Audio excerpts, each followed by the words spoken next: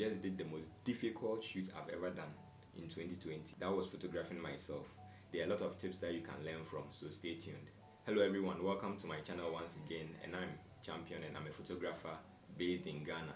And on this channel I'm going to show you the behind the scenes of shoots that I do, whether portraits, weddings, events, and I'm also going to be talking to you at some points about general tips about photography and general life issues. If you've not subscribed to this channel, hit the subscribe button and like this video. You also share this video so others can see what's going on here. So some months ago, when I was celebrating my birthday, I went through all my gallery trying to find a picture that has been taken with a professional camera.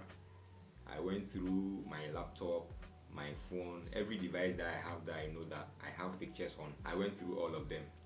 But to my surprise, I had only one picture that was taken with a camera or a professional camera. And I was kind of surprised because how is it that I've been taking pictures of others? People I know, people I don't know, clients and family, everyone literally. But I don't have even like 2 pictures that I've taken of myself with a professional camera. And I had only one picture, and that picture was from like, let's say 2-3 years ago. Meaning all these years I've been taking pictures of people, but I have not taken a picture of myself, which is bad. And I also went through the same thing when I was creating this YouTube channel.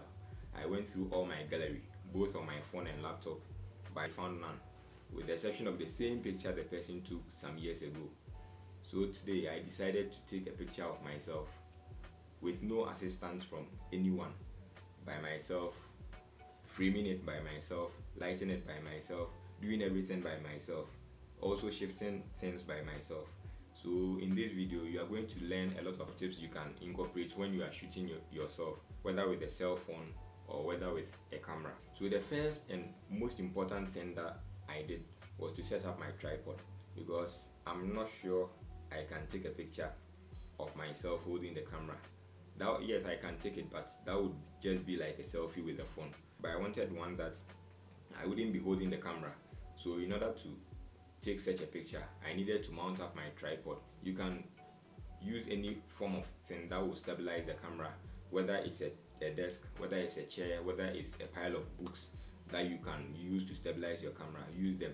But I used the tripod. So in using the tripod, I set up the camera on it, and after setting up the camera, I knew that I wouldn't be able to beat the speed of light.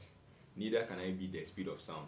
So there's a timer on the camera, so I set it to 10 seconds because I realized that 2 seconds would be too fast for me to move from the camera and the tripod to where I want to be taking the picture from.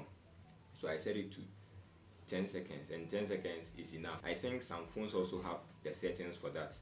I know of Samsung, some of their phones have timers, so you can just set it up, set the timer, and go and stand wherever you want to be taking the picture from. So upon taking my first set of pictures, I realized that there was a distraction behind me.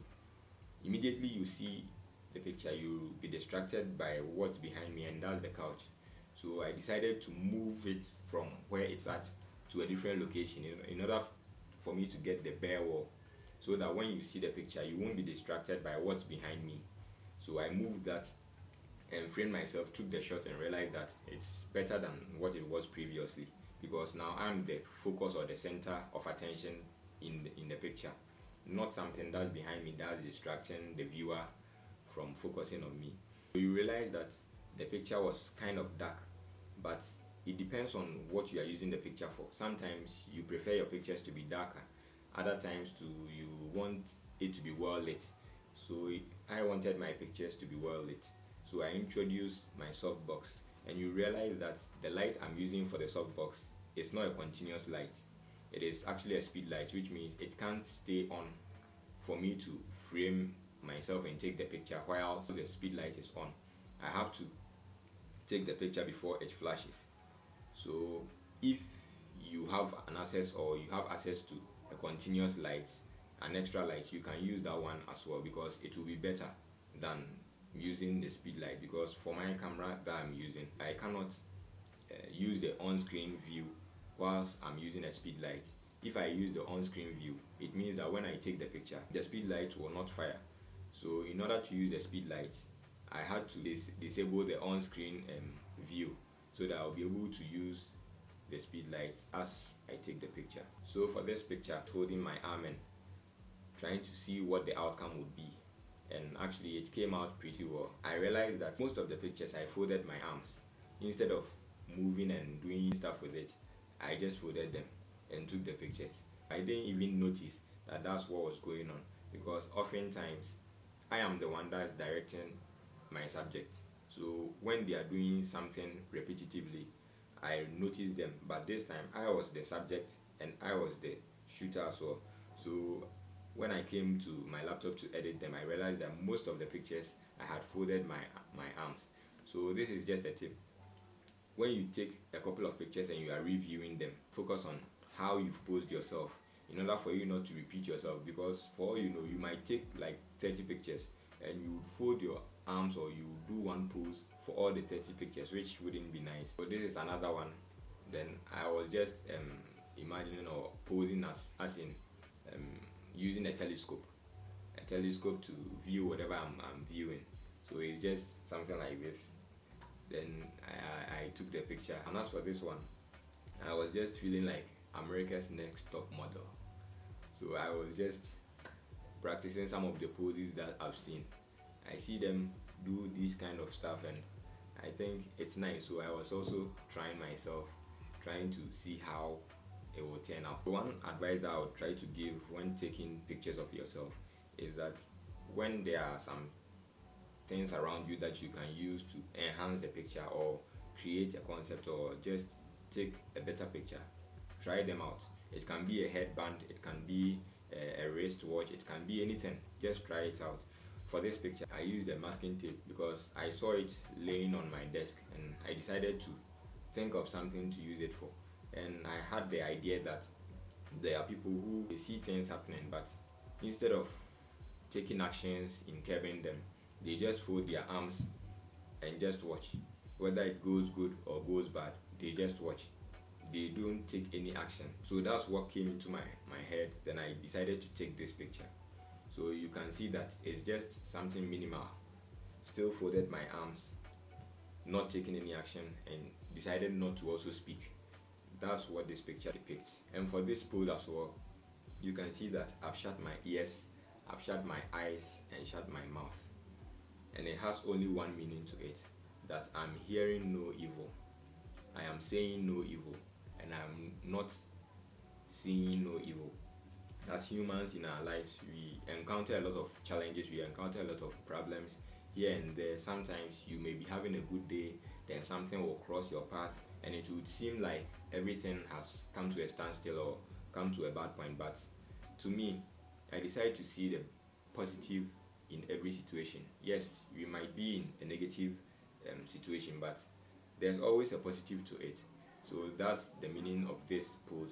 Hear no evil, say no evil, see no evil. No matter what you are going through, always see the positives in them. Letting your mind see the positives in any situation is going to actually bring positivity into your life, although you are going through a challenge. If your mind is able to see positive things or positive about any form of situation, it's like magic, but it's not magic. That's how it is. Positive things will come your way. So that's the meaning of this picture. So for this picture, I edited it in color, and after editing it and seeing how it turned out, I was like, oh, how about turning it into black and white, because oftentimes most black and white pictures are timeless. They live through times. So I converted it into black and white. Then after converting it into black and white, I imported it into Camera Raw. Then in Camera Raw, I used the split toning to give it some kind of color. Although it's black and white, I gave some bit of color to it in order to let the picture pop. So you can see the difference, the colored and the black and white with a kind of split toning added to it. And also try to use your environment. You can use your windows, you can use your curtains, you can use your doors, you can use just anything around you. Just add them, try them, add them into the pictures and see how best it will turn out. Actually, I used the window, as I'm saying, to take some pictures, but it didn't turn out well, so I just didn't bother myself. So the last thing that came into mind was to capture a silhouette of myself. So my softbox is actually not a huge size, so I decided that I'll create a silhouette of myself, just a portrait. not a mid-size photo, but just a portrait, just from my shoulders upwards. So I placed the softbox behind me and actually killed all the lights in the room, focused on myself, and just shot a silhouette of myself. So I think you can also try it by yourself at home. You can use your phone or you can use the camera to achieve the same results. You don't really need a professional camera. With what you have, you can create all these that I've talked about. So if you've not subscribed to this channel, kindly subscribe to this channel, like this video, and share this video. Also, let me know your thoughts about this video in the comment section. Before you leave, I have one video that you can watch as well. It's titled Creativity versus Comparisons, and in this video I talk about why there's no need to compare creativity or talent. There's no need to compare yourself to what others are doing. Yes, you can learn from them, but there's no need to compare yourself. There are a lot of details in that video and you can check it out and see what's about. So until the next time, stay safe.